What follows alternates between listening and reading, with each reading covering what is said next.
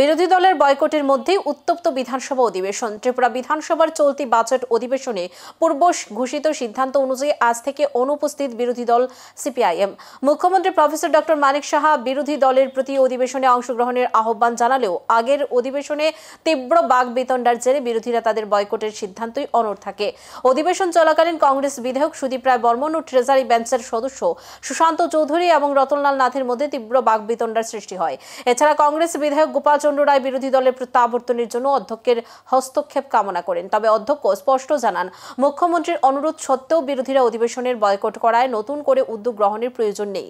এই পরিস্থিতিতে বাজেট অধিবেশন কেমন পরিচালিত হয় তা নিয়ে রাজ্যের রাজনৈতিক মহলে চর্চা চলছে।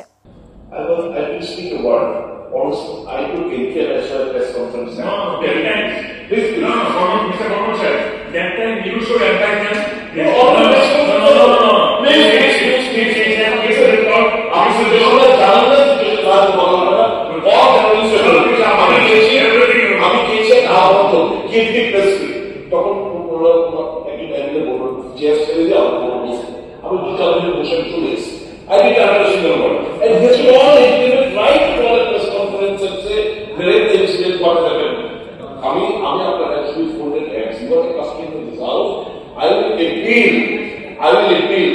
कि আপনি দেখে আমরা রিকোয়েস্ট করুন উনি সহ অন্যান্য এই মুখ্যমন্ত্রীর আহ্বানটাকে কার্যকর ম্যাটেরিয়ালাইজ করা দায়িত্ব আপনার। It should not force, এটা ফলস হোক আমি চাই না। If you no, it's a responsibility. When we are getting appeal, it is a responsibility of all of us.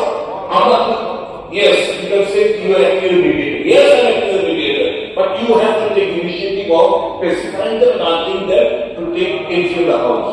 It is your responsibility. You are not just in the house. The situation is implemented. Someone is executing the situation.